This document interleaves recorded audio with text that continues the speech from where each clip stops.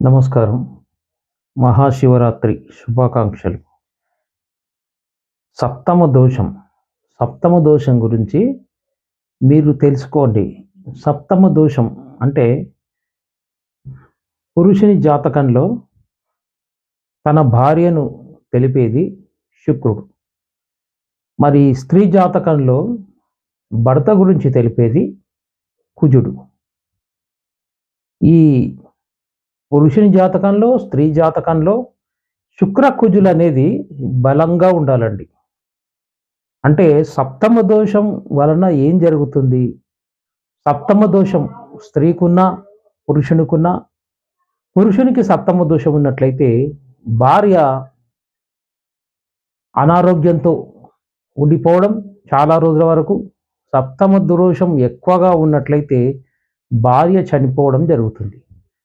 అదే భార్యకు సప్తమ దోషం ఉన్నట్లయితే భర్త సప్తమ దోషం చాలా బలంగా ఉన్నట్లయితే భర్త చనిపోవడం, లేదా భర్త నుండి విడిపోవడం, భార్యాభర్తలు కలిసి ఉన్న దూరంగా ఉండడం, వీరి మధ్య ప్రేమ అనురాగాలు అనేవి లేకుండా ఉండడం, మరి భార్య జాతకంలో కుజుడు బలహీనంగా ఉన్నట్లయితే భర్త అనారోగ్యంతోనే ఉండిపోవడం జరుగుతుంది. అంటే పురుషుని జాతకంలో శుక్రుడు కలత్రకారకుడు, శుక్రుడు బలంగా ఉండాలండి.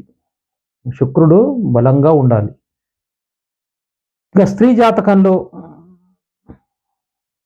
కుజుడు బలంగా ఉండాలి. స్త్రీ జాతకంలో భర్త గురించి తెలిపేది కుజుడు. అందుకే జ్యోతిష శాస్త్రంలో సప్తమ దోషం గురించి మహర్షి ఎలా చెప్పాడంటే, సప్తమ దోషం, సప్తమ స్థానం, కలత్ర స్థానం. పురుషునికి శుక్రుడు బలంగా ఉండాలి. శుక్రుడు పాపగ్రహాలతో కలిసి ఉండకూడదు. పాపగ్రహాలు అంటే సప్తమ స్థానంలో రాహుకేతువులు ఉండకూడదు, కుజుడు ఉండకూడదు, శని ఉండకూడదు. లేదా శని నక్షత్రాల్లో సప్తమాధిపతి ఎవరైతున్నారో వారు ఉండకూడదు. శని నక్షత్రాలు కానీ, రాహు, కేతు, కుజ నక్షత్రాల్లో సప్తమాధిపతి బలంగా ఉండాలి. అంటే 1 నుంచి 0 నుంచి 3 డిగ్రీల లోపల ఉండకూడదు. 28 నుంచి 29 డిగ్రీల లోపల ఉండకూడదు. అంటే 8 డిగ్రీల నుంచి 12 డిగ్రీలు, 14 డిగ్రీల వరకు ఉండాలి. సప్తమాధిపతి పురుషుని జాతకంలో శుక్రుడు బలంగా ఉండాలి. నీచంలో ఉండకూడదు, కన్యలో ఉండకూడదు. మరి రవికి దగ్గరగా ఉండి అస్తంగతం పొంది ఉండకూడదు. మరి స్త్రీ జాతకంలో కూడా కుజుడు బలహీనంగా ఉండడం అంటే అస్తంగతమై ఉండడం, నీచంలో ఉండడం, రాహుకేతు సంబంధం ఏర్పడడం, లేదా కుజుని దృష్టి అష్టమ దృష్టితో ఉండడం, ఇవన్నీ ఉండకూడదండి. ఇలా ఉంటే సప్తమ దోషం అనేది ఏర్పడుతుంది. ఇక సప్తమంలో రాహువు కానీ, కేతువు కానీ ఉన్నా, కుజుడు ఉన్నా, శని ఉన్నా సప్తమ దోషం అని చెప్తారు కదా. మరి దానికి గురు దృష్టి ఉండాలండి. గురువు 9వ దృష్టి, సప్తమ దృష్టి, నవమ దృష్టి ఉన్నట్లయితే సప్తమ దోషం చాలా వరకు తగ్గి ఉంటుంది. అంటే ఆ సప్తమ దోషం అనేది తగ్గిపోతుంది. ఒక 30% వరకే ఉంటుంది. మరి గురు దృష్టి లేనట్లయితే విపరీతంగా తప్పకుండా సప్తమ దోషం బలంగా ఉన్నట్టు. అంటే పురుషునికి కానీ శుక్రుడు బలంగా ఉండాలి, స్త్రీకి కుజుడు బలంగా ఉండాలి. ఇలా ఉన్నట్లయితే సప్తమ దోషం ఉండదు. అస్తంగతమైన, నీచంలో ఉన్న, పాపగ్రహాలతో కలిసి ఉన్న, పాపగ్రహాల దృష్టి సప్తమాధిపతిపై ఉన్న సప్తమ దోషం అనేది ఏర్పడుతుంది.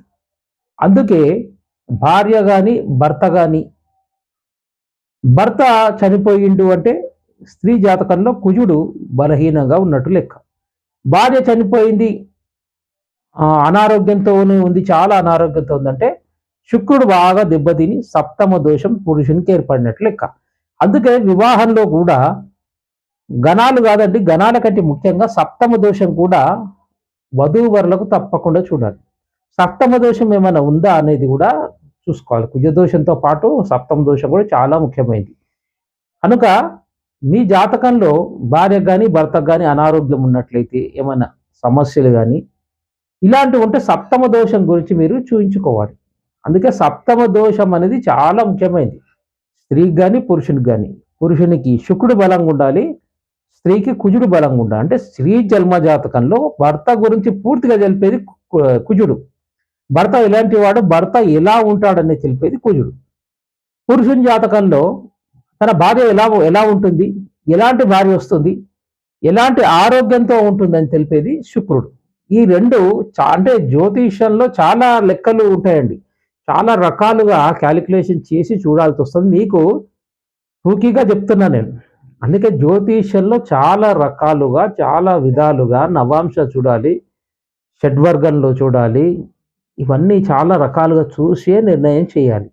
సప్తమంలో రాహుకేతు ఉంటే అయిపోయిందని అనుకోదు. మరి గురు దృష్టి ఏమైనా ఉందా, అది కూడా మేము చూసి చెప్పడం అంటూ జరుగుతుంది. అందుకే కింద ఉన్న నెంబర్ మీరు కన్సల్టేషన్ తీసుకోండి. సప్తమ దోషం ఉందా చూసి, ఒకవేళ వివాహమైన వారికి కూడా ఉన్నట్లయితే తగిన పరిహారము జ్యోతిష శాస్త్రంలో మహర్షి చాలా ఇచ్చారు. తగిన పరిహారం అనేది సప్తమ దోషం ఉన్న వారికి ఉంటుంది. అంటే భార్యకు కానీ, భర్తకు కానీ ఇలా ఉన్నట్లయితే సప్తమ దోషానికి పరిహారాలు అనేవి పరాశర మహర్షి బృహత్తర హోరాశాస్త్రంలో పరిహారాలు కూడా ఉన్నాయి. ఏం భయపడకూడదు. మహర్షి చెప్పింది ఇదంతా, ఇది ఎవరు కల్పించి చెప్పింది కదా. మహర్షులు రాసింది మేము వినవించుకుంటున్నాం. అంటే మీకు అర్థం కావాలి, జ్యోతిష్య శాస్త్రంలో ఇలాంటి దోషాలు ఉంటాయని చెప్పడం జరుగుతుంది. ఇవన్నీ తెలుసుకొని పరిహారాలు చేసుకోవడమే జ్యోతిష్యం. అర్థమైంది కదా.